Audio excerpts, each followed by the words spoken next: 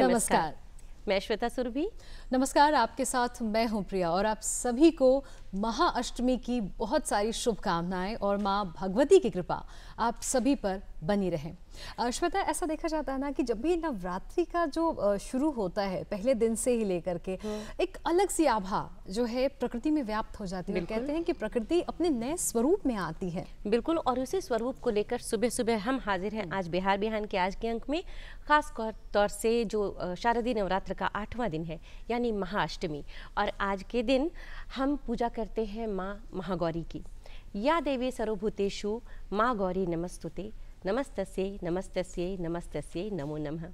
बहुत बहुत शुभकामनाओं के साथ हम आज की शुरुआत करते हैं बिहार बिहान के इस सुबह की। बिल्कुल, और कहते हैं कि सुबह की शुरुआत बहुत खास होती है। हम सब ऊर्जावान होते हैं उस वक्त, और अभी तो नवरात्र चल रहे हैं और महाअष्टमी है आज, तो ऐसे में एक भजन सुनना अनिवार्य होता है, क्योंकि कहते हैं कि महज उस परमपिता परमेश्वर को याद करने से, माँ भगवती को याद करने से हमारे जीवन में जितने भी भय और विघ्न व्याप्त होते हैं सब अपने आप ही गायब हो जाते हैं और हमारा जो मन है वो कितना प्रफुल्लित होता है, आनंदित होता है। तो चलिए एक भजन से शुरुआत करते हैं आज दिन की।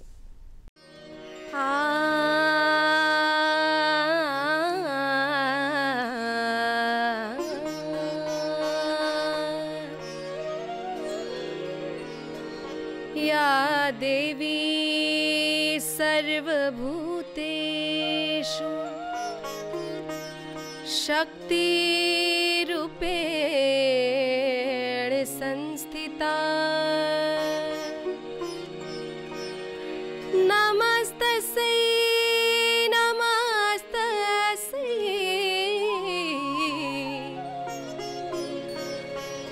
नमस्तस्यै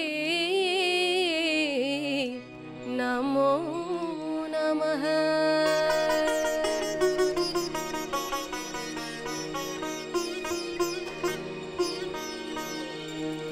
हे अम्बे तुम्हारी इच्छा से हम आज यहाँ पर आए हैं। हे अम्बे तुम्हारी इच्छा से हम आज यहाँ पर आए हैं। अम्बे तुम्हारी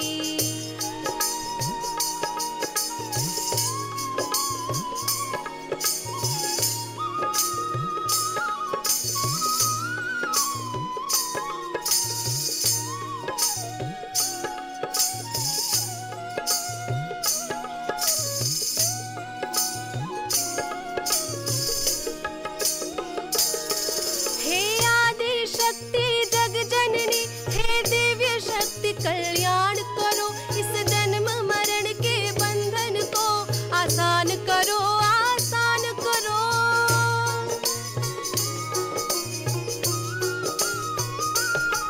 हे आदि शक्ति जग जननी, हे दिव्य शक्ति कल्याण करो, जन्म मरण के बंधन को आसान करो, आसान करो, आसान करो, आसान करो। हम अक्षत रोली नरियर चुनरी तुमको चढ़ाने आए हैं। अम्बे तुम्हारी इच्छा से ही आज यहाँ पर आए हैं। अम्बे तुम्हारी। जी हाँ, हमने श्वेता बहुत ही शानदार भजन सुना। बहुत ही कहते हैं कि जब खूबसूरत आवाज़ में, जब खूबसूरत शब्दों के साथ आपको कुछ सुनाया जाता है तो आप बिल्कुल ही बहुत ही अंदर से प्रफुल्लित महसूस करते हैं। और जब बात हो रही है सकारात्मक विचारों की, तो हमारे भारत में कई ऐसे महान व्यक्तित्व हुए हैं जिन्होंने बहुत सारे ऐसे कथन कहे हैं जिनका अगर हम आत्मसात कर लें तो हम अपने जीवन में बहुत कुछ बदल सकते हैं, बहुत कुछ हासिल कर सकते हैं। स्वामी विवेकानंद, जी हाँ, स्वामी विवेकानंद के हम अनमोल वचन से कार्यक्रम को आगे बढ़ाते हैं। हमें ऐसी शिक्षा चाहिए जिससे चरित्र का निर्माण हो, मन की शक्ति बढ़े, बुद्धि का विकास हो और मनुष्य अपने पैर पर खड़ा हो सके। स्वामी विवेकानंद। तो आज नवरात्रि का महाअष्टमी का दिन है, जिसके लिए हमने शुभकामनाएं दी, आपको भजन भी सुनाए, आज के इतिहास भी बताए और अनमोल वचन जो विवेकानंद जी के सारे सुविचार थे, इससे भी हमने आपको अवगत कराया। अब आज हम बात करेंगे अपने जो ख़ास मेहमान हैं जिनके बारे में बात करेंगे, तो उनके ऊपर एक छोटी सी डॉक्यूमेंट्री है। पहले बता दूं, हमारे साथ आज की खास मेहमान है मानस मुक्ता श्री यशोमती जी, जो कथावाचक है, श्री राम कथा वाचन करती हैं।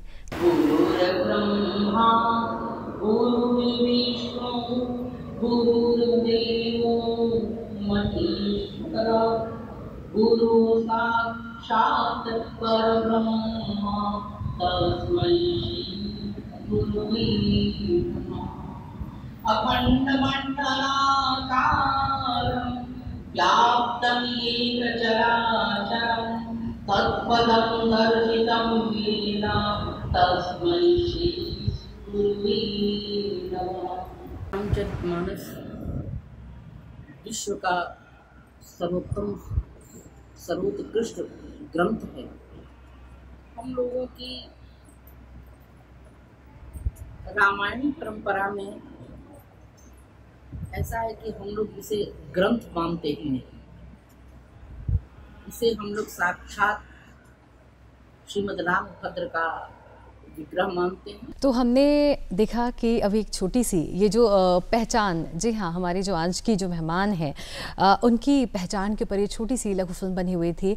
और जब राम कथा की बात होती है, राम कथा वाचन की बात होती है, तो उसका बिहार से बहुत ही प्रगाढ़ संबंध है। जी हाँ, क्योंकि माता सीता की जन्मभूमि मिथिला नगरी। जी हाँ, और चलिए हम सब मिलकर स्वागत करते हैं। हमारे साथ आज इस स्टूडियो में मौजूद है अंतर्राष्ट्रीय ख्याति प्राप्त श्री राम कथा वाचिका मानस मुक्ता श्रीमती यशोमती जी। आप हमारे साथ स्टूडियो में हैं और हम चाहेंगे कि आपका बहुत हम स्वागत करें इस कार्यक्रम बिहार बिहान में। जी, तो सबसे पहले शुरुआत करते हैं कि आपका बचपन कहाँ और कैसे गुजरा।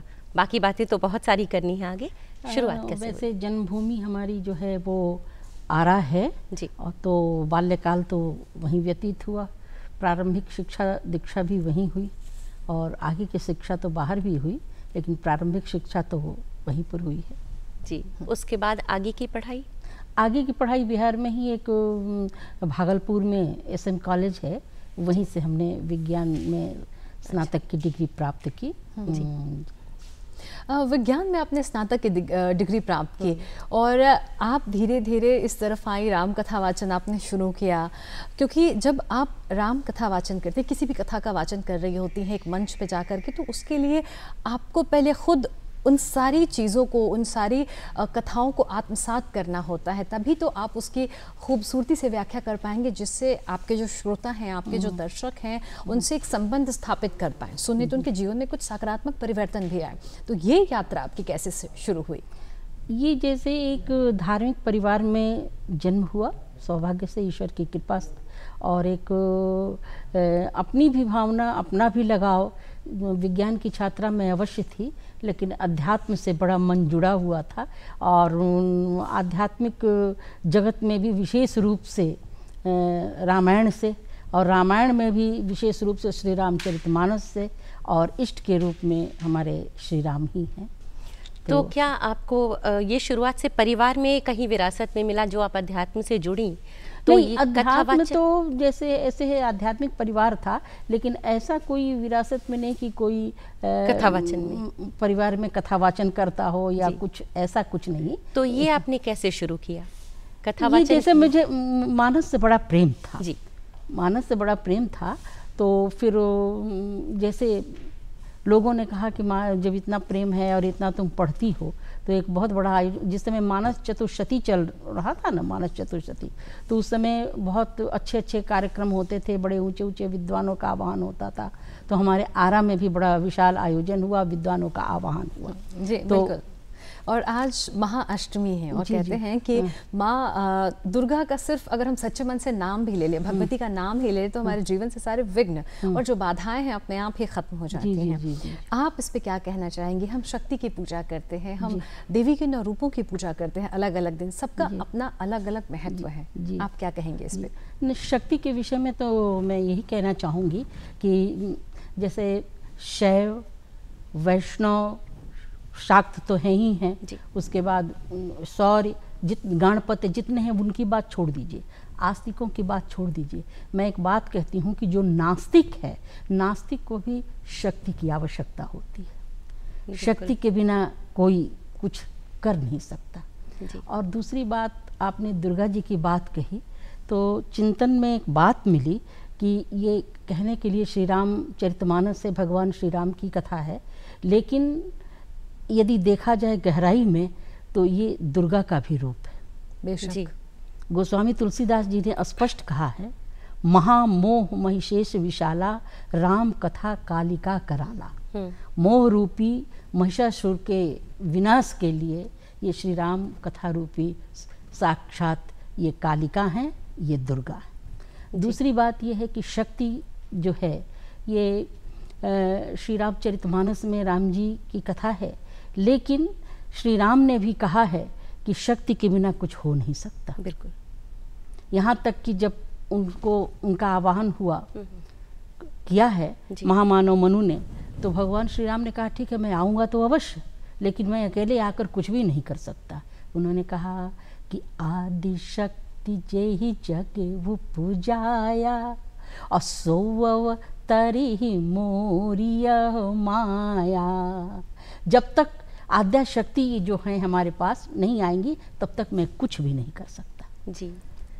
मनु जी ने कहा ठीक है, तो शक्तिमान श्री राम भी आए और आद्या शक्ति जो है वो भी आई, लेकिन दोनों में अंतर रहा कि साक्षात श्री राम अयोध्या में आए और आद्या शक्ति जनकपुर हमारी मिथिला में। तभी श्री राम का इतना गहरा नाता इसलिए है कि हम उन्हें पाहुन मानते हैं। हाँ, इसलिए उनसे एक अलग ही जुड़ाव है हमारा रामचरितमानस। तो फिर और ये लौकिक लीला में, लौकिक रंगमंच पर वो तो शक्तिमान और शक्ति की बात हो गई, लेकिन लौकिक लीला जो ही, उस लीला में शक्ति और शक्तिमान का मिलन, श्री राम और सीता का मिलन जो हुआ, उसी से लीला आगे चली, कथा आगे चली, कथा आगे बढ़ी। और कहते हैं कि कथा का समापन तब हुआ जब भगवान श्री राम लंका पहुंचे और रावण का वध किया, माता सीता को वापस अयोध्या लाने के प्रयास में लग गए दोबारा से कि कैसे हम लंका से लेकर के आएंगे। उस वक्त भी जब भगवान श्री राम जब उस समुद्र को लांघ कर लंका की ओर प्रस्थान कर रहे थे, तब भी उन्होंने शक्ति की पूजा की थी, जिसे हम राम की शक्ति की पूजा के नाम से पूजा करते हैं। हम चाहेंगे कि आप उसकी व्याख्या यहाँ पे ज़रूर करें, ताकि जो लोग हमारा ये कार्यक्रम देख रहे हैं उन्हें भी समझ आए कि शक्ति जो है उसका अगर हम सकारात्मक उपयोग करते हैं तो हम इतिहास रच सकते हैं। जी, तो शक्ति के आवाहन के बिना तो कुछ हो ही नहीं सकता ना जी। और यहाँ तक कि मैं जरा सा पीछे की ओर भी आपको ले चलना चाहूँगी कि भगवान श्री राम जब वनगमन की बात चली और जाने लगे, तो माता जानकी ने भी आग्रह किया कि मैं भी चलूँगी। पहले प्रभु श्री राम तैयार नहीं हो रहे थे कि हंस गमनी तुम नहीं बन जोगो, तुम जाने कि तुम्हें कष्ट होगा और इस प्रकार की जो स्थिति आएगी उसका तुम वो नहीं कर सकोगी, मुकाबला नहीं कर सकोगी। तो अंत में बहुत सारी बातें, ये तो कथाओं में, हम लोग कथावाचक हैं, कथाओं की बात है, लेकिन उन्होंने कहा कि नहीं मुझे ले जाना होगा। और ये श्री रामचरितमानस में नहीं है, शक्ति की बात जब आप कह रही हैं तो अन्य ग्रंथों में कथा आई है कि माता सीता ने कहा कि आप मुझे ले चलिए प्रभु। और जब श्री राम किसी तरह तैयार नहीं हो रहे थे तो जरा सा माता सीता ने ये कहा कि यदि आप मुझे अपने साथ नहीं ले जाएंगे और हमारे पिता जनक जी को जब मिथिला में ये जानकारी होगी तो उनको बड़ा कष्ट होगा, उनको बड़ा दुख होगा कि अरे हमने किसके हाथों में अपनी बेटी को सौंप दिया, जो अपनी पत्नी का भी रक्षक नहीं बन सकेगा। आपको आजान बाहु कहा जाता है, शारंग पाणी कहा जाता है, और आप पत्नी को ले जाने में मतलब वो सक्षम नहीं दिख रहे हैं। अंत में माता जानकी ने कहा कि ठीक है प्रभु, आप नहीं ले जाना चाहते तो आगे आगे मैं चलूँगी और पीछे पीछे आप चलना। श्री राम अनुत्तरित हो गए और हुआ भी यही। लंका में पहले कौन पहुँची? माता जानकी ही तो पहुंची जी। और तब श्री राम पहुंचे। अच्छा। श्री राम ने संकल्प कर दिया था कि निश्चरहीन करो मही भुज उठाई प्रण कीन, मैं सारी वसुंधरा को राक्षसों से मैं मुक्त कर दूंगा। लेकिन राक्षसों से मुक्ति वसुंधरा को होती कैसे यदि सीता जी वहां नहीं पहुंचती तो ये बात हो गई। लेकिन ये संदर्भ जो है अन्य ग्रंथों की है और हमारे श्री रामचरितमानस, क्योंकि ये कृपा का भंडार है श्री रामचरितमानस, तो इसमें तो ये नहीं है, इसमें माता जानकी ने आग्रह किया है कि नहीं प्रभु मुझे अपने साथ ले चलो। राम जी ने कहा कि संभव तो नहीं लग रहा है, तो जानकी जी ने कहा अच्छा प्रभु नहीं संभव लग रहा है तो आप 3 काम कर दो, 3 में से कोई भी काम कर दो, मैं नहीं जाऊंगी। राम जी ने कहा कि क्या करूं? तो माता जानकी ने सबसे पहले कहा कि प्रभु सूर्य की प्रभा को सूर्य से अलग कर दो। तो श्री राम ने कहा ये कैसे संभव है? तो जानकी जी ने कहा तो दूसरा काम कर दो, चंद्रमा की जो चांदनी है उस चांदनी को चंद्रमा से अलग कर दो। राम जी ने कहा अरे जानकी ये क्या विनोद कर रही हो, ये संभव नहीं है। तो जानकी ने कहा अच्छा तीसरा काम कर दो, गंगा जल की जो पवित्रता है ना उस पवित्रता को गंगा जल से अलग कर दो। राम जी ने कहा ये संभव नहीं है। तो जानकी जी ने कहा कि तब अरे पुत्र ये भी संभव नहीं है क्या कि जिय बिनु देह नदी बिनु बारी, अतैसिया नाथ पुरुष बिनु नारी। आपके बिना मैं नहीं रह सकती। अंत में श्री राम अनुत्तरित हो गए और जानकी को लेकर जाए। बिल्कुल। और बड़ी शर्तों पर ये बात हुई, मतलब ये कम लोगों को जानकारी होगी, इसीलिए जैसे अभी प्रिया ने भी कहा कि आप व्याख्या करेंगी तो बहुत सारी ऐसी चीजें दर्शक भी जानेंगे, हम लोग भी जानेंगे जो हमें इतना ज्यादा नहीं पता है। अच्छा अगर ये आद्या शक्ति वहां नहीं जाती जी, एक बात मैं बता दूं, ये आद्या शक्ति का 2 रूप है, एक तो पराशक्ति और एक है जनक नंदिनी श्री सीता। लेकिन श्री रामचरितमानस की नायिका जो हैं वो आद्या शक्ति सीता नहीं है, बल्कि ये जो हैं ये जनक नंदिनी श्री सीता हैं। पराशक्ति जो है वो ऐश्वर्य कहीं कहीं पर दिखाया गया है, ऐश्वर्य रूप नहीं आया है प्रगट तो वही जो आप कह रही हैं कि मिथिला के पाहुन और मिथिला के की बेटी कुमारी बेटी विदेहराज वैजंती, तो इस प्रकार वही रूप है। तो इस प्रकार आद्या शक्ति कहीं कहीं दिखाई पड़ी हैं, लेकिन पूरी श्री रामचरितमानस की नायिका जो है वो जनक नंदिनी श्री सीता ही हैं। बिल्कुल, प्रभु श्री राम की प्राण वल्लभा हैं। तो ये जब वन में आते हैं तो प्रभु श्री राम ने जब संकल्प लिया कि मैं राक्षसों का वध करूंगा और वसुंधरा को राक्षसों से मुक्त करूंगा, तो माता जानकी एक प्रश्न करती हैं। यहाँ थोड़ा सा ऐश्वर्य है। वहाँ उन्होंने प्रश्न किया कि प्रभु आपको समदर्शी कहा जाता है, लेकिन ये कैसी बात है भाई, ये देवता और दानव दोनों आप ही के तो पुत्र है ना, तो एक पुत्र की रक्षा के लिए दूसरे पुत्र का आप वध करेंगे? तो प्रभु श्री राम मुस्कुराए, उन्होंने कहा अच्छा तुम तो माँ हो। लौकिक धरातल पर आते हैं और लौकिक धरातल की बात होती है। श्री राम कहते हैं अच्छा जानकी बताओ तुम तो माँ हो, एक बताओ, एक माँ को 2 पुत्र हो, एक पुत्र योग्य हो और एक पुत्र अयोग्य हो, तो माता पिता को ज़्यादा चिंता किसकी होगी, योग्य पिता संतान के लिए कि अयोग्य संतान के लिए? तो माता जानकी ने कहा अरे प्रभु ये क्या, जो योग्य है वो तो योग्य ही है, माता पिता को चिंता तो अयोग्य के लिए होगी ना। तो राम जी ने कहा यही तो बात है जानकी, देवता हमारे योग्य पुत्र हैं और ये राक्षस हमारे अयोग्य पुत्र हैं। तो यदि राक्षसों को ऐसे हम छोड़ देते हैं ना तो फिर तो ये अपने निकृष्ट कर्मों से और निम्न हो जाएंगे। इसलिए जल्दी से इनको मैं अपने पास बुलाना चाहता हूँ। वध करने की बात नहीं है, मैं मारना नहीं चाहता बल्कि मैं तारना चाहता हूँ। मोक्ष दिलाना। बिल्कुल, ये मोक्ष दिलाने की बात है यहाँ पे। और कर रहे हैं राम और सीता की, और नवरात्रि चल रहे, महाअष्टमी का ये शुभ दिन है जिसमें हम मनुष्य माँ शक्ति से प्रार्थना करते हैं कि हमारा जीवन जो है बहुत सुख से बीते बिना विघ्न के। और जब बात होती है माँ जानकी की तो बिहार और मिथिला का जो जिक्र है वो अपने आप ही हम सबके मन मस्तिष्क में आ जाता है। अगर मैं बात करूँ जब जो श्री राम के जो गुरु थे विश्वामित्र जी, उन्हें जब लेकर के जब वन का भ्रमण कर रहे थे, उस वक्त जब वो मिथिला आए, धनुष जो यज्ञ था, हम चाहेंगे कि इसके आगे की व्याख्या आप बताएं हमें। वो एक महाराज जनक ने एक आवाहन किया और ये कथा तो सभी जान रहे हैं कि माता जानकी ने एक बार उस धनुष को उठाकर वहाँ की थोड़ी सी सफाई की, तो महाराज जनक ने कहा कि भाई जिसने इस धनुष को उठाया तो फिर ऐसी ये साधारण मेरी बेटी नहीं है, ये तो साक्षात शक्ति है, तो शक्ति के लिए तो शक्तिमान को ही खोजना होगा, और वही शक्तिमान कहाँ मिलेंगे, तो उसके लिए उन्होंने धनुष यज्ञ रखा कि जो इस धनुष की प्रत्यंचा चढ़ाएगा, जो धनुष को तोड़ेगा, उसी से मैं अपनी बेटी का विवाह करूंगी। और धनुष यज्ञ प्रारंभ हुआ, लेकिन धनुष यज्ञ में आह्वान हुआ, देश विदेश के राजे महाराजे आए थे, सब लोग आए थे, लेकिन आने पर क्या हुआ कि भूप सहस 10 एक ही 12 लगे उठावन टरई न टारा, धनुष टस से मस नहीं हो रहा था। महाराज जनक को बड़ा दुख भी हुआ कि अरे राम राम, वीर विहीन मही में जानी, मैं नहीं जानता था कि सारी पृथ्वी जो है वो वीरों से हीन हो गई है, नहीं तो मैं ऐसा प्रण नहीं करता। और जनक बचन सुनि सब नर नारी, देख जान की ही भय दुखारी, क्योंकि बेटी तो सबकी होती है ना, तो सारी मिथिला जो है वो करुणा से ओत प्रोत हो गई। और जब ऐसी स्थिति देखी तो यद्यपि श्री लक्ष्मण ने उठ करके बहुत कुछ कहा, लेकिन जो विश्वामित्र जी का नाम आपने लिया, तो विश्वामित्र जी ही पुरोहित के रूप में थे, आचार्य के रूप में। उन्होंने देखा समय कि बिल्कुल अब मुहूर्त हो रहा है, उस समय विश्वामित्र जी ने कहा कि उठहु राम भंजहु भव चापा, बेटा उठो और जल्दी से धनुष को तोड़ो, और मेटहु तात जनक परितापा। तो प्रभु श्री राम प्रणाम किए और उठे, और उठ करके चले धनुष के पास। बहुत लंबी व्याख्या है कई दिनों की, लेकिन मैं उसको सामंजित कर रही हूँ।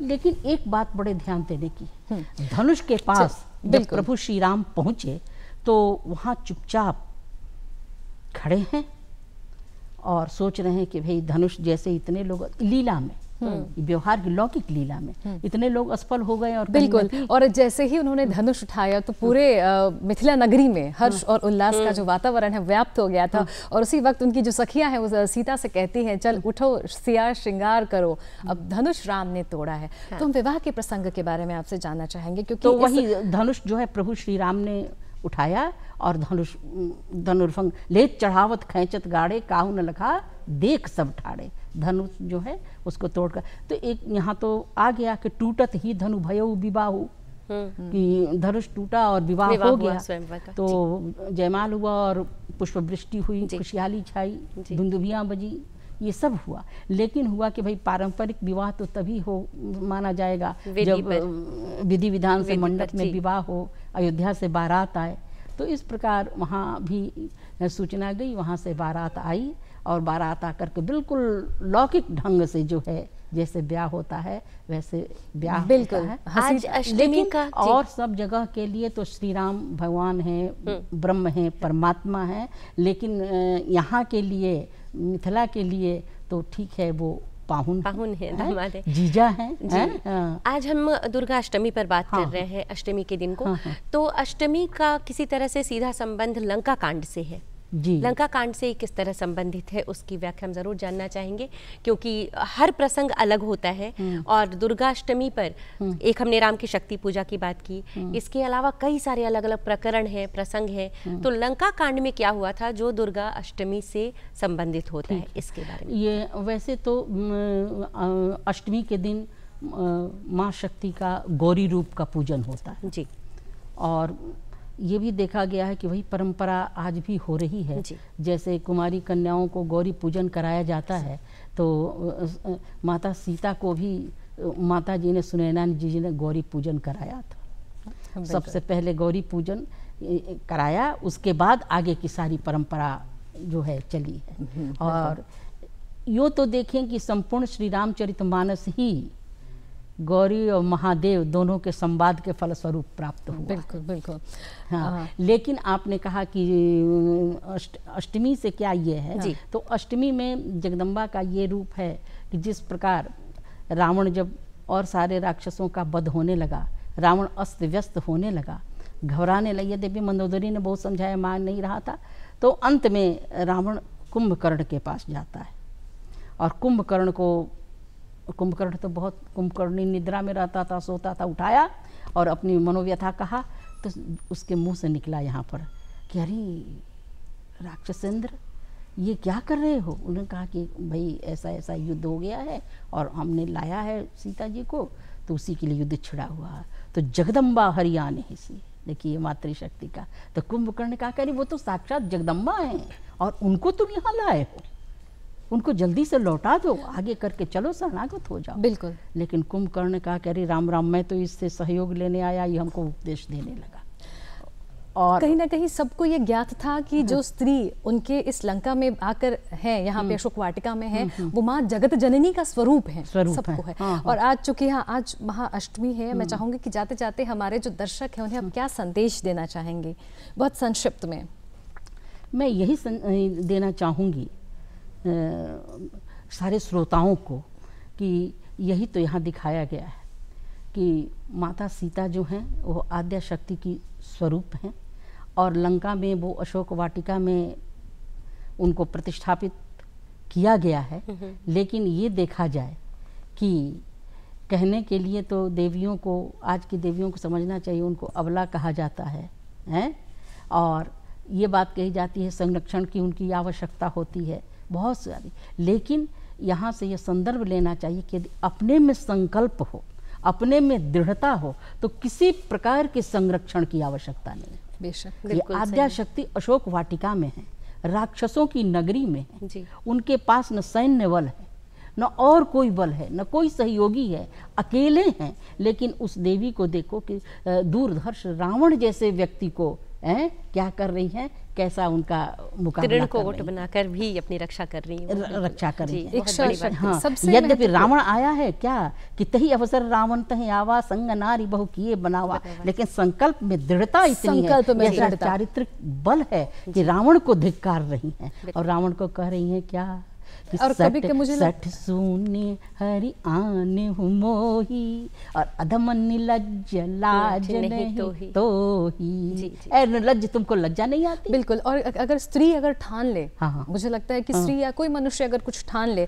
तो उसके लिए कुछ भी असंभव नहीं है। फिलहाल आप हमारे स्टूडियो में आए और श्वेता, इतनी शानदार बातचीत के लिए, इतनी अच्छी बातचीत के लिए, आध्यात्म को किस बहुत ही सरलता से आपने इसकी जो व्याख्या की है, बहुत बहुत आभार आपका, बहुत बहुत धन्यवाद। बहुत बहुत धन्यवाद। और आज दुर्गाष्टमी के दिन आपका स्वागत करते हुए शुभकामनाओं के साथ एक बार फिर हम उपस्थित हैं आपके सामने।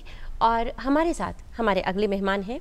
हमारे साथ वो है जो न केवल समाज सेवी हैं बल्कि समाज में एक लंबे अरसे से, लगभग 30-40 वर्षों से, जो शिक्षा स्वास्थ्य के साथ साथ समाज के बहुत सारे आयोजनों में अपना योगदान देते हैं और पूरी तरह से पूरी व्यवस्था संभालते हैं। उपेंद्र नारायण विद्यार्थी जी हमारे साथ हैं। बहुत बहुत स्वागत है आपका हमारे इस कार्यक्रम में। नमस्कार। बहुत बहुत स्वागत है आपका उपेंद्र जी हमारे इस कार्यक्रम में। चूँकि आप एक बहुत ही सुचारू रूप से जो आयोजन होते हैं, सामाजिक आयोजन होता है, उसमें आपका बहुत ही अहम योगदान रहता है। ये तो आपके व्यक्तित्व का एक पहलू है, लेकिन हम आपको थोड़ा सा पीछे लेकर जाना चाहेंगे। हम आपको आपके बचपन में लेकर जाना चाहेंगे। आपसे जानना चाहेंगे कि आपका बचपन कैसा था, किस तरीके से आप धीरे धीरे एक एक पायदान अपनी ज़िंदगी का पार करते गए और अब आज यहाँ तक पहुँचे हैं। ये प्रभु की कृपा रही। बचपन की तरफ आप ले गई तो गांव की सोंधी मिट्टी क्या बात की है। खुशबू सामने में है। और स्कूलिंग भी मेरा गांव में ही हुआ। तो उस वक्त घर की जो ये थी देखभाल, रहन सहन बहुत ही बेहतर तरीके से, क्योंकि हमारे पिताजी 50 वर्षों तक अनकंटेस्टेड मुखिया रहे और बड़े प्रतिष्ठित लोगों में जाने जाते थे। तो उनको देखकर मन में एक सेवा की भावना जागृत हुई और लगातार लगता था कि कुछ न कुछ समाज को मैं दूं। इसी दृष्टिकोण से ऐसा एक वक्त आया कि जब गांव में देखते थे कि गर्ल चाइल्ड एजुकेशन की बात हम आज भी करते हैं और सरकार भी काफ़ी दृढ़ता के साथ इसको लेके आगे बढ़ रही है। तो उस समय में ये 70-80 के दशक की बात मैं बता रहा हूँ। तो लड़कियां 7वां क्लास के बाद नहीं पढ़ती थीं और वो मुख्य रूप से घर बैठ जाती थी और उनके शादी विवाह की चर्चा होने लगती थी। तो ये मेरे मन में और हमारे पिताजी को भी हुआ कि नहीं, एक विद्यालय की स्थापना होनी चाहिए लड़कियों के लिए अलग से। और इत्तेफाक भी ऐसा रहा कि मेरी पत्नी उषा विद्यार्थी जी वो बीएससी बीएड उसी समय कर ली थी। अच्छा। तो एक संजोग भी ऐसा मिला कि मुझे एक अच्छे शिक्षिका को वहाँ सेवा देने का अवसर मिला और मैं उसका फाउंडर सेक्रेटरी था और वो फाउंडर हेडमिस्ट्रेस थी। और आसपास के कुछ शिक्षकों को से बात करके, जो महिलाएं भी थी बीएड की हुई थी, उन लोगों से बात किया। लेकिन तब स्थिति ये उत्पन्न हो रही थी कि लड़कियां आएंगी कैसे। हाँ, अभी मेरे मन में ये सवाल आ रहा था कि ऐसा कोई काम जब शुरू करते हैं तो विरोध बहुत होता है। और लोग बोलते होंगे कि क्यों पढ़ाना है लड़कियों को, इनकी शादी करनी है। इसको कैसे विरोध को आपने पार किया? तो नहीं, चूंकि मेरे परिवार की प्रतिष्ठा थी और सामाजिक कार्यों में मेरे योगदान को देखते हुए लोगों को विश्वास था कि विद्यार्थी जी अगर कुछ शुरू कर रहे हैं तो अच्छा होगा।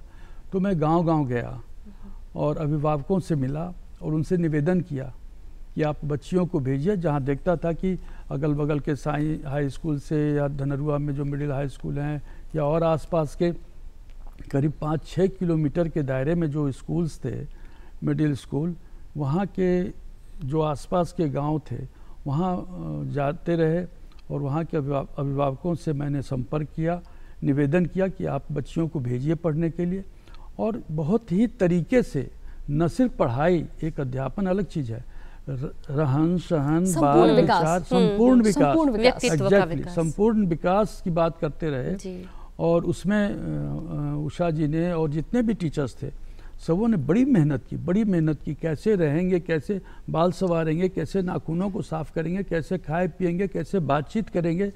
ये अब लड़की है तो अरे तुम कहाँ गया, इस तरह से बात आपस में कर, मतलब बहुत चीज़ों को संभालते हुए और प्रभु ने बड़ी मदद की। और 1989 में लड़कियां पास, तो उस समय में एग्ज़ामिनेशन दिलाते गए 8वां 9वां 10वां क्लास तक, 7वां 8वां 9वां 10वां क्लास था, 4 क्लास था उस समय में। उसको फिर हम लोग बगल के विद्यालय से, वीर ओरियाल विद्यालय से परीक्षा दिलवाते थे। बाद में फिर मान्यता मिल गई विश्वविद्यालय को। तो 89 से फिर सरकार ने उसको टेक ओवर किया और तब से वो अनवरत आज तक जो लड़की वहाँ फर्स्ट बैच थी उसकी आज नतनी वहाँ पढ़ रही है। क्या बात है, क्या बात है, खुशी की बात है। और बड़ा संतोष मिलता होगा, मतलब ऐसी चीजें करने के बाद ना आपने एक समाज को जो ढांचा दिया, ये बहुत बड़ी बात है, खासकर शिक्षा के क्षेत्र में। खासकर एक नई सोच जो है, नई सोच की जो बीज थी उसे आपने अंकुरित किया और आज देखिए एक विशाल वृक्ष के रूप में, वो भी तब जबकि इतना पढ़ाई के लिए लड़कियों को नहीं पढ़ाया जाता था। सही बात नहीं, उसके माध्यम से समाज में एक लड़की पढ़ती है तो पूरा एक परिवार पढ़ता है, शिक्षित होता है। तो वो जहाँ जाएगी हमारे उस ससुराल में, जब वो जाएगी अपने, तो यहाँ के संस्कार को लेकर के जाएगी। सही बात। तो उसको उस रूप से पुष्पित पल्लवित करना ये मायने रखता है। और वो श्यामता देवी कन्या उच्च विद्यालय में उन लोगों को प्राप्त हुआ। अगर ऐसे देखा जाए तो स्वास्थ्य में भी बहुत काम किया है। और मुझे लगता है ना कि श्वेता कि अगर ऐसे देखा जाए किसी एक व्यक्तित्व के निर्माण में, तो उसके आसपास जो लोग उपस्थित होते, जो लोग मौजूद होते, जिनसे हम रोज बात करते हैं, उन सबका सम्मिश्रण हमारे स्वभाव में आता है। बिल्कुल, उसका असर भी पड़ता है। बिल्कुल। और मुझे लगता है कि इसीलिए शायद आपके पिताजी का जो स्वभाव था, आसपास आपने जो देखा, उसका सम्मिश्रण आपके स्वभाव में है। और आपकी जो रुचि है सामाजिक कार्यों की ओर बढ़ी और आप आज एक कहते हैं दशहरा जैसा भव्य आयोजन, महाअष्टमी है आज, और आज के दिन आप हमारे स्टूडियो में यहाँ उपस्थित हैं, सामाजिक कार्यकर्ता हैं आप। दशहरा एक बहुत बड़ा आयोजन हमारे इस पटना शहर में, जहाँ गली नुक्कड़ हर जगह माता की प्रतिमा होती है, उनके भव्य अलौकिक दर्शन के लिए हम सब ललायत होते हैं। आप किस तरीके से, क्योंकि एक सामाजिक कार्यकर्ता का जो दायित्व होता है वो शुरू से अंत तक होता है, पंडाल लगाने से लेकर विसर्जन तक का होता है, आप इसे किस तरह इसका निर्वहन करते हैं और क्या क्या चीज़ें जो है आप किन किन जिम्मेदारियों को आप आगे लेकर बढ़ते हैं इसमें? बीच में तो कुछ और भी चीज़ें रही हैं हमारे सामाजिक कार्यों में, उसकी चर्चा मैं बाद में करूं। अभी चूँकि आपने दुर्गाष्टमी की बात की, तो उसमें कहा भी गया है, रोगान से शान पंसी तुष्टा रुष्टा तु कामान सकलान विष्टान तुमाश्रिता नाम न विपन्नरा नाम तुमाश्रिताम है आसंताम प्रांति सर्वावादा प्रशमनम तलकृष्याखिलेश्वरी एवमेव दयाकार्मस्वद्वैरि विनाशनम। माँ भगवती का जागरण का है और वो समूचे विश्व को उनका आशीर्वाद प्राप्त होता है। और सर्वे भवन्तु सुखिनः सर्वे सन्तु निरामया उनका ये है, हम लोगों की संस्कृति में भी है, सब लोग सुखी रहें, सब लोग निरोग रहें। इसमें 2-3 चीज़ों को बहुत गहनता से देखने की आवश्यकता है कि एक तो पूजा पाठ में शुद्धता और जो तरीका होता है, विधि विधान के साथ पूजा की पद्धति होती है, उसको पुजारी ये करते हैं। और पूरा वातावरण भक्तिमय होता है, पूरा वातावरण ओतप्रोत होता है भक्ति से, और खुद लोग उत्साहित होते हैं स्वच्छता के प्रति, सफाई के प्रति और अनुशासन के प्रति। सही बात है। ये मान्य स्वाभाविक रूप से स्वतः स्फूर्त जिसको कहते हैं होता है हर घर में। ये स्वतः हमारे आचरण में आ जाता है। आचरण में आ जाता है, हर घर में ये बातें होती है कि हर चीज़ को उस समय में लहसुन प्याज लोग नहीं खाएंगे, शुद्धता से रहेंगे। पूजा पाठ कहीं भी अगर घर में नहीं भी पूजा पाठ हो रही हो तो बाहर में वो मुखातिब होंगे, जहाँ देवी की प्रतिमा होगी या देवी की पूजा होगी वहाँ पे वो सर झुकाएंगे। तो पूजा पाठ के साथ साथ में 2-3 चीज़ों को देखने की आवश्यकता है। जो पंडाल बनाते हैं लोग, तो उसका ख्याल चूँकि प्रशासन की तरफ से भी देखा जाता है कि एक तो बिजली को की व्यवस्था को दुरुस्त रखनी चाहिए, जिससे कि शॉर्ट सर्किट से आग लगती है। जी। तो उसको पंडाल वाले जो लोग हैं, जो पूजा समिति है, उन लोगों को ध्यान रखने की आवश्यकता है कि उसको अक्षुण्ण बनाए रखें। जो बिजली की व्यवस्था है, भीड़ भाड़ बहुत होती है जी, तो उसके लिए पहले से ही चीज़ों को व्यवस्थित करने का है। जो पंक्तिबद्ध लोग दर्शन करें, सब लोग, कहीं किसी को रोक नहीं है, लेकिन कहीं भी किसी मंदिर में, जैसे पंचशिव मंदिर का मैं अध्यक्ष हूँ पिछले 18 वर्षों से, कंकड़बाग में पंचशिव मंदिर है, तो तब का 1906 में जब हमने देखा था, उसके बाद के दिनों में काफ़ी बदलाव आया है। तो उसको व्यवस्था को कैसे आप करते हैं, पूजा दुर्गा पूजा में या दूसरे पर्व त्योहारों में, रामनवमी में या शिवरात्रि में बहुत भीड़ होती है, तो कैसे आप व्यवस्थित करेंगे, स्वच्छता सफाई का ख्याल कैसे रखेंगे, वो और ज़्यादा बढ़ जाता है। इसमें तो आप दूर से दर्शन करते हैं, प्रणाम करते हैं, इसमें 2-3 चीज़ें हैं। सुरक्षा की बात है, महिलाएं चलती हैं, रात में घूमती हैं, बच्चियां रहती हैं, बुजुर्ग लोग रहते हैं, तो उनको कैसे हम तरीके से प्रभु का, माता रानी का दर्शन भी करें और सबका अच्छे से पूजा पाठ भी हो जाए। इन चीज़ों का विशेष रूप से ध्यान रखने की आवश्यकता पड़ेगी।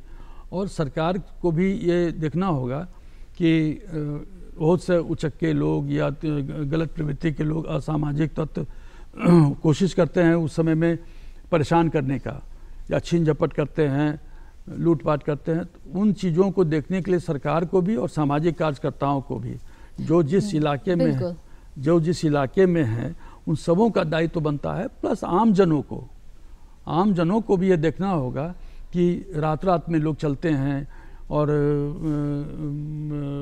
बिना किसी ये के रहला रहता है, तो कैसे ट्रैफिक की व्यवस्था कैसे होनी चाहिए, दुर्घटना नहीं होनी चाहिए, ये सारी चीज़ों का समावेश सामाजिक कार्यकर्ता और सरकार और जो पूजा से जुड़े लोग हैं, ये सबको मिलजुल के करने की आवश्यकता है।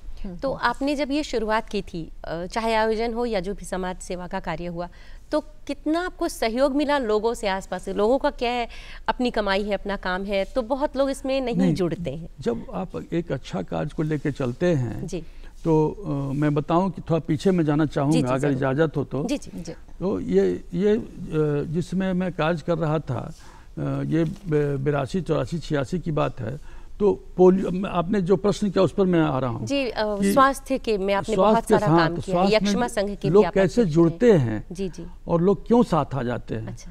तो जब पोलियो का उस समय बहुत जोर चल रहा था और ड्रॉप पोलियो का देने का होता था, तो सरकार अपने माध्यम से उन चीज़ों को उतना कुछ नहीं कर पा रही थी, उसमें जन सहयोग की आवश्यकता थी। और मंगलम विहार एक संस्था हमने बनाई थी, जिसका मैं फाउंडर अध्यक्ष रहा हूँ। तो तो उसके माध्यम से और सरकार को मैं सहयोग करने के दृष्टिकोण से धनरुआ में ये तय कर दिया था कि हर महीने के प्रथम रविवार को स्वास्थ्य शिविर लगेगा और पर्चा बांट करके प्रचार करा करके गांव-गांव में लोगों को अवगत कराया कि स्वास्थ्य शिविर लगेगा और वहाँ पे हजारों की तादाद में लोग आए और बच्चों को, छोटे बच्चों को लेकर के आए और उनको पोलियो का जो ड्रॉप है पटना से, उसका जो कोल्ड चेन होता है उस तरह से बना करके बजाते और धनरुआ ले जाते थे और वहाँ पे उन लोगों को यहाँ से पटना से जितने भी आज जैसे डॉक्टर सहजानंद हैं, डॉक्टर शांति राय हैं, मंजू गीता मिश्रा हैं, अमर कांझा अमर जी नहीं रहे, बहुत सारे ऐसे चिकित्सक, ओम प्रकाश कुमार, 8-10 चिकित्सक वहाँ जाते रहे धनरुआ और पूरी फैमिली के साथ जाते थे। वो लोग एंजॉय करते थे हमारे यहाँ और डॉक्टर लोग अपनी सेवा देते थे, मुफ्त की दवा बांटते थे, पोलियो का ड्रॉप हम लोग देते थे, उनका कार्ड बना दिया था तो हर महीने उनको पोलियो का ड्रॉप देते थे, उस पर उनको दर्ज किया जाता था और फिर बूस्टर डोज हम लोगों ने 1 साल पर दिया। ये लगातार क्रम जारी रहा, हम लोग करते रहे। तो वो जब तक वो चल ही रहा था कि यक्षमा संघ से हम जुड़ गए जी जी। और 1993 में मुझे महासचिव नियुक्त किया गया था और उसके बाद 1994 में मैं उसका अध्यक्ष निर्वाचित हुआ और तब से आज तक निर्विरोध अध्यक्ष निर्वाचित होता चला आ रहा हूँ और सेवा करने का अवसर ये ही नहीं प्रभु ने भारत के राष्ट्रपति इसके पैटर्न होते हैं अखिल भारतीय यक्षमा संघ के भारत के राष्ट्रपति। ये वायसराय 1939 की संस्था है, जिस समय अंग्रेज हुआ करते थे उस समय की संस्था है और चूंकि पंडित जवाहरलाल नेहरू की पत्नी टीबी से मरी थी, कमला नेहरू जी, तो इसलिए बड़ा भयावह स्थिति रहती थी टीबी के बीमारियों के लिए। लेकिन आज कुछ नहीं है, आज दवा दीजिए ठीक हो जाएंगे। तो उस समय में मैं 5 राष्ट्रपति से मेरी मुलाकात हुई है, ये मेरा सौभाग्य है। हर साल 2 अक्टूबर को पिछले 20 वर्षों से कलाम साहब के समय से मैं जा रहा हूँ। कलाम साहब, प्रतिभा देवी सिंह पाटिल जी, डॉक्टर प्रणब मुखर्जी जी, कोविंद साहब और पिछली बार डॉक्टर द्रौपदी मुर्मू जी, सबों से मेरी मुलाकात राष्ट्रपति भवन में होती रही है।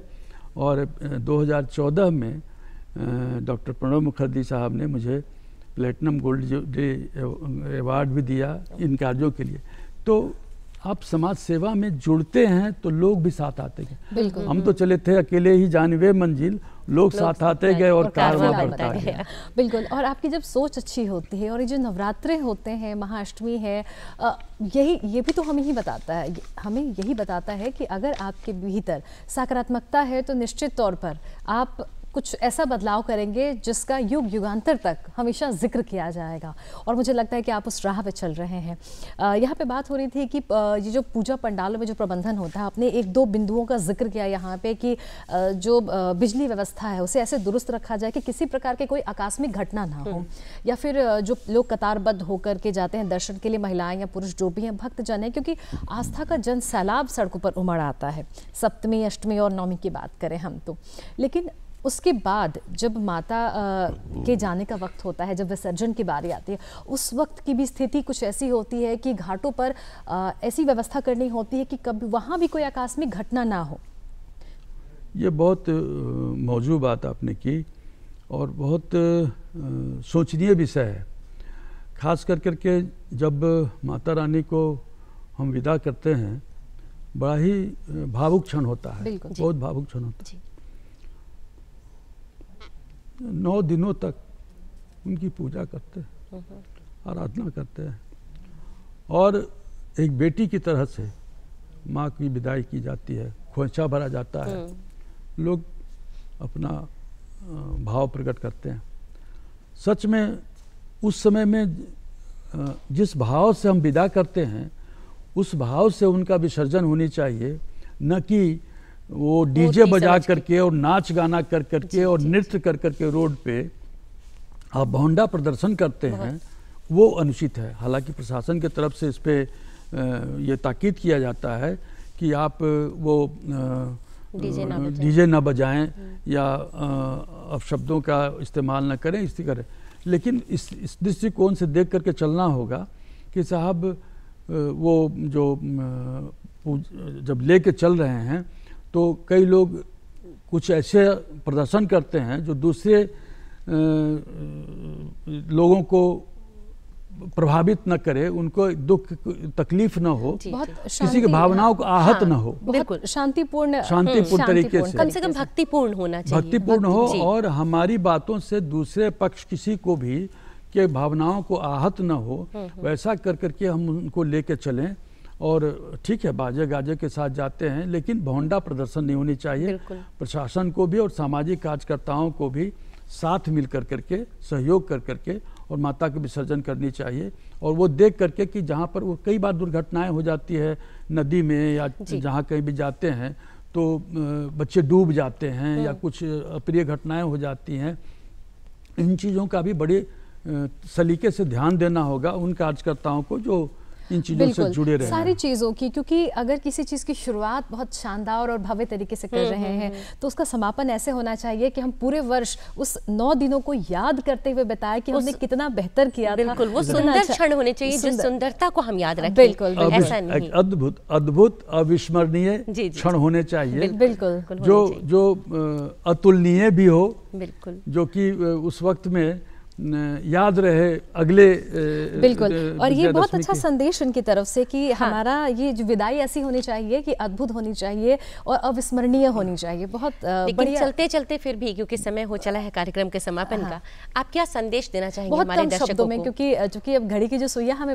इशारा कर रही है कि अब कार्यक्रम के समापन का समय हो गया, बहुत कम शब्दों में। हाँ, नहीं, एक शेर है कि किसी को घर से निकलते ही मिल गई मंजिल और कोई हमारी तरह सफ़र में ही चलता रहा। हमने काफ़ी वर्षों से धार्मिक न्यास बोर्ड के भी, बिहार धार्मिक न्यास बोर्ड के भी अध्यक्ष रहे 89-90 में, और काफ़ी सेवा की मंदिर मठों को। तो जितने भी मंदिर मठ ट्रस्ट हैं और जितने भी पूजा पंडाल और इस तरह के जो आयोजन होते हैं धार्मिक प्रयोजनों में, इसमें अनुशासन प्राथमिकता में दें, स्वच्छता, शुद्धता और संरक्षा, ये बहुत ज़रूरी है सबों के ये के लिए, हित के लिए। और लोका समस्ता सुखिनो भवन्तु। बिल्कुल, बहुत बहुत धन्यवाद आपका श्री उपेंद्र नारायण जी, आप हमारे स्टूडियो में आए और इतनी अच्छी बातचीत के लिए और हम सबको प्रेरणा देने के लिए आपका बहुत बहुत धन्यवाद, बहुत बहुत आभार हमारे स्टूडियो में आने के लिए। जय साईं राम, बहुत धन्यवाद। तो श्वेता, ये महाअष्टमी का दिन है, जी हाँ, और कहते हैं कि जन सैलाब जो है सड़कों पर उमड़ आया है और साथ ही साथ माता के जो भजन है चारों तरफ बज रहे हैं, तो क्यों ना हम भी कार्यक्रम को उसी दिशा में आगे बढ़ाएं। बिल्कुल, तो समय है एक भजन सुनने का। सुनते हैं ये भजन माता की भक्ति में डूबते हुए।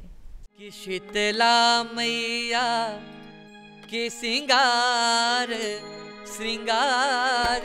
भगतन के मनवा मोहेला। शीतला मैया की श्रृंगार, हाँ श्रृंगार भगतन के मनवा मोहेला। शीतला मैया के श्रृंगार भगतन के मनवा मोहेला।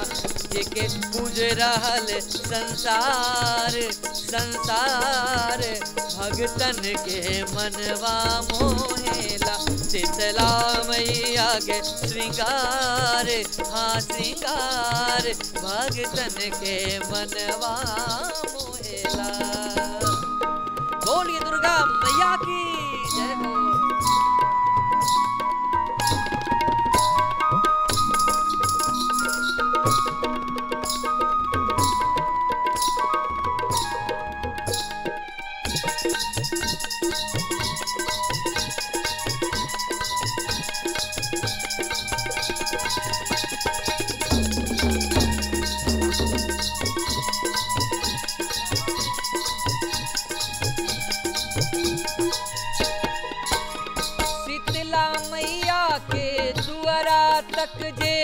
खुद ही चल के आवेला, हाँ खुद ही चल के आवेला। शीतला मैया के दुआरा तक जे खुद ही चल के आवेला, खुद ही चल के आवेला। ओकरे जीवन में ओकरे जीवन में ओकरे जीवन में आवे बहार बहार भगतन के मनवा मोहेला ओकरे जीवन में आवे बहार हाँ बहार भगतन के मनवा मोहेला।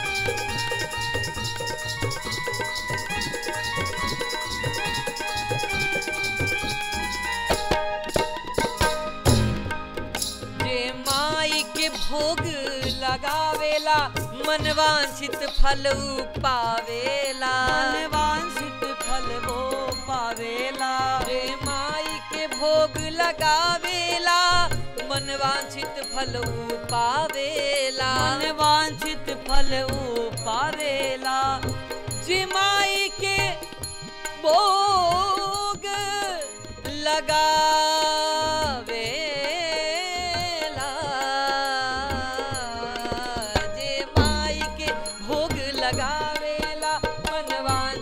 फल पावेला मनवांछित फल पावेला ओकरे सुखे रहे ओकरे सुखी रहे ओकरे सुखी रहे परिवार संसार भगतन के मनवा मोहेला ओकरे सुखी रहे संसार परिवार भगतन के मनवा मोहेला।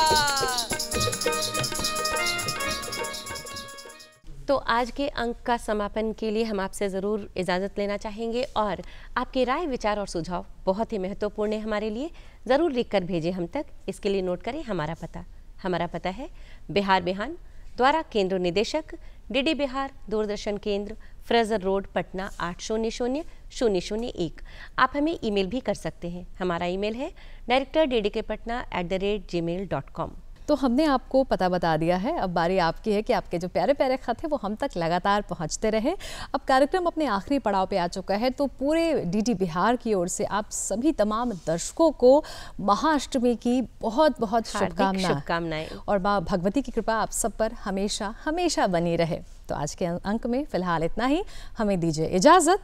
नमस्कार।